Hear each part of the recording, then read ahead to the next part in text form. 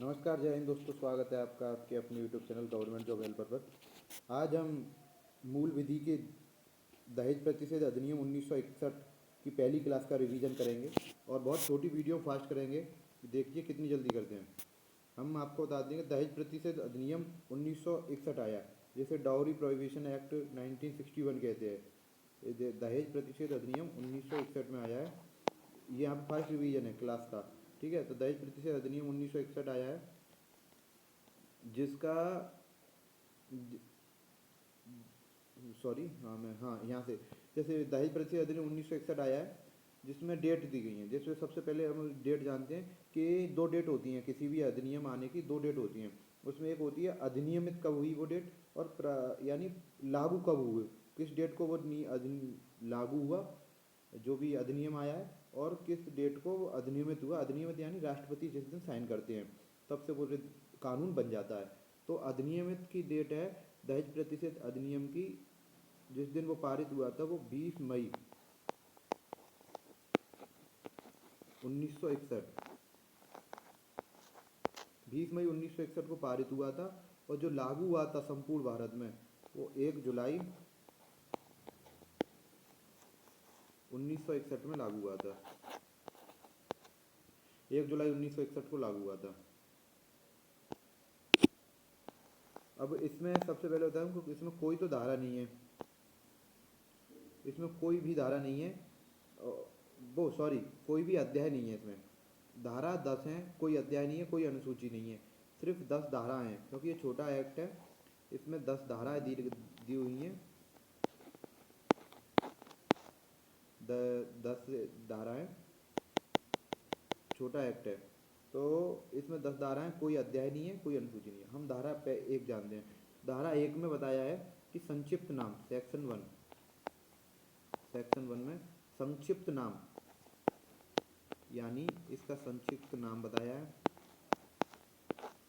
और विस्तार बताया है कहाँ कहाँ इसका विस्तार होगा, कहाँ कहाँ ये लागू होगा, और इसका प्रभाव, कब से इसका प्रभाव संपूर्ण भारत पर होगा, ये सेक्शन 1 में बताया। तो जैसे कि मैंने संक्षिप्त नाम इसका, ये दहेज प्रतिषेध अधिनियम 1961 के नाम से जाना जाता है। इसका जो विस्तार है, इसका विस्तार संपूर्ण भारत में कहीं भी दहेज प्रतिशत भारत की सीमा के अंदर दहेज प्रताड़ना होती है, इसके तहत उसका कानून के तहत कार्रवाई होगी। और इसका प्रभाव जैसे कि मैंने आपको तारीख बताई, 1 जुलाई 1961 से संपूर्ण भारत में इसका प्रभाव है। ठीक है, अब धारा 2 जानते हैं।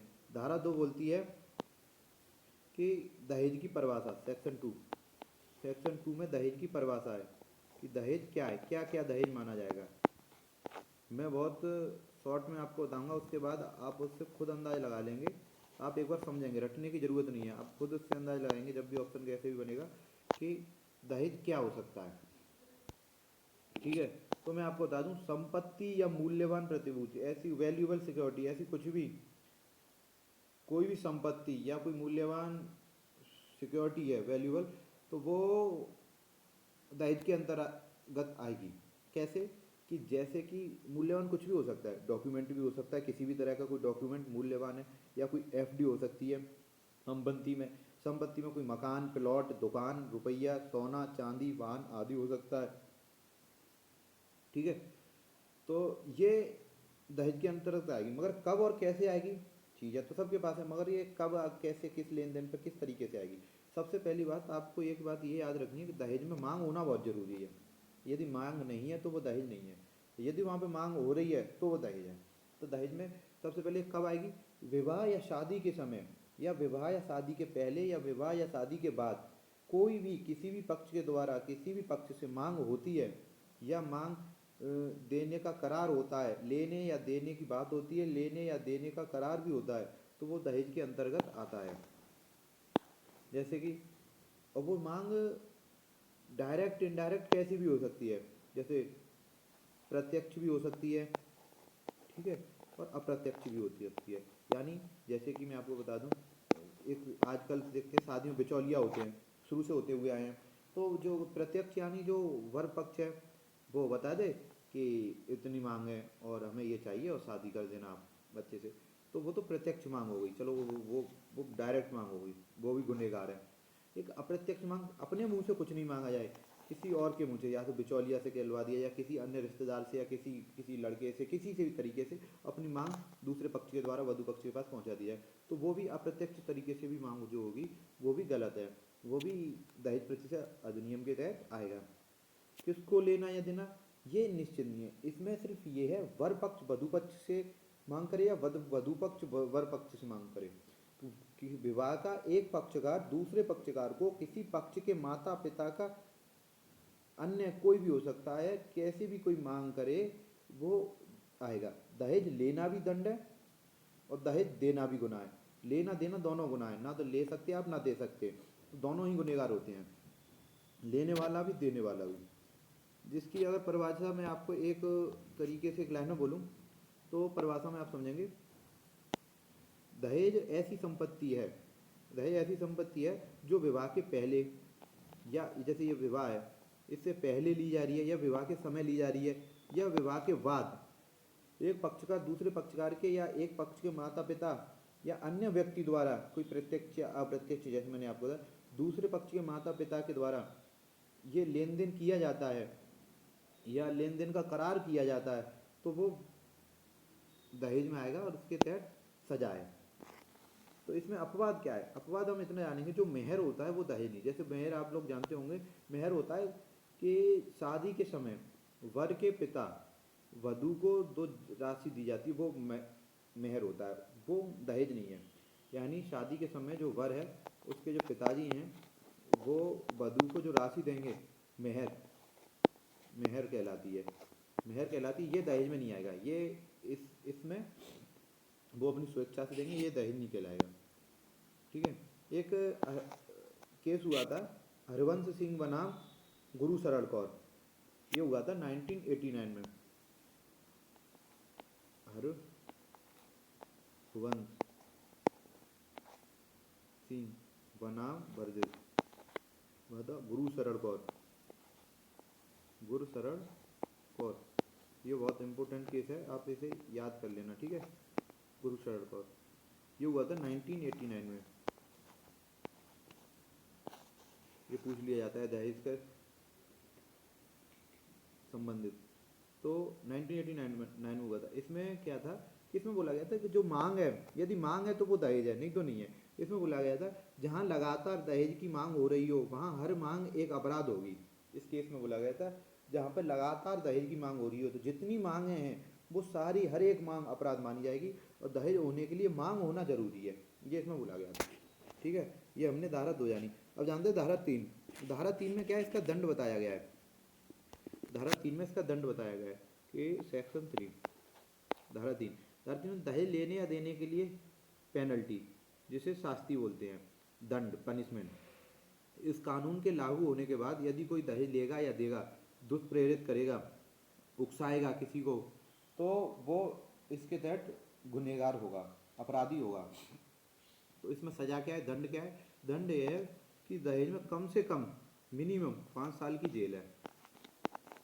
ठीक है, 5 साल की तो जेल है। और राशि क्या देनी पड़ेगी, फाइन।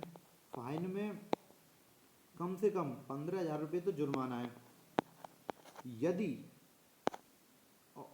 यदि दहेज का मूल्य इससे ज़्यादा है, दहेज इससे ज़्यादा लिया गया है, तो दहेज के मूल्य की बराबर रकम देनी पड़ेगी। यानी या तो दहेज कम हुआ है 15,000 से तो 15,000 रुपये जुर्माना देना पड़ेगा, चाहे दहेज 1 रुपये का हुआ है पर 15,000 रुपये जुर्माना देना पड़ेगा। यदि दहेज 15,000 रुपये से ज़्यादा का लेन देन हुआ है दहेज में, तो जितना दहेज लिया गया है उतनी ही राशि देनी पड़ेगी। दोनों में से जो ज़्यादा होगा, या तो राशि 15,000 ज़्यादा होगी या दहेज की लेन देन की रकम ज़्यादा होगी, वो जुर्माना लगेगा, और ये कोर्ट के द्वारा दिया जाएगा जुर्माना। ठीक है। अब क्या दहेज नहीं है, आपको ये भी जानना चाहिए दहेज क्या नहीं है। दहेज क्या नहीं है, एक ऐसी भेंट, एक ऐसा गिफ्ट जो विवाह के समय वधू यानी दुल्हन को वर पक्ष की ओर से दिया जाए। यानी वर पक्ष की ओर से दुल्हन को एक ऐसा गिफ्ट दिया जा रहा है वधू को जिसमें उसकी मांग नहीं है, वो उपहार है, गिफ्ट मीन्स उपहार। तो वो दहेज नहीं है। यही चीज़ दूसरे पॉइंट में आप लिखेंगे कि एक ऐसा गिफ्ट या उपहार जो वर पक्ष वधु पक्ष की ओर से वर पक्ष को दिया जा रहा है, जिसमें उनकी मांग नहीं है, बिन मांगे दिया जा रहा है, तो वो भी गिफ्ट कहलाएगा, उपहार कहलाएगा, और वो दहेज नहीं होगा। यानी सबसे पहले मैं आपको बता दूं कि एक सारांश में एक बार और, कि दहेज वही है जहाँ पे मांग है, और मांग किसी भी पक्ष के द्वारा हो जाती है, और दहेज में दोनों गुनहगार होते हैं, और अप्रत्यक्ष प्रत्यक्ष दोनों तरीके से मांग हो सकती है, दोनों ही गुनहगार होते हैं, दहेज लेने वाला देने वाला। दहेज में कुल 10 धाराएं हैं, ना कोई अध्याय है ना कोई सूची है। दहेज प्रतिषेध अधिनियम में 1961 में आया, जो 20 मई 1961 को अधिनियमित हुआ और 1 जुलाई 1961 को संपूर्ण भारत में लागू हुआ। ठीक है। सेक्शन 1 में इसका प्रभाव, संक्षिप्त नाम, विस्तार है। सेक्शन 2 इसकी परिभाषा बताता है कि दहेज है क्या है। सेक्शन 3 में इसका दंड है।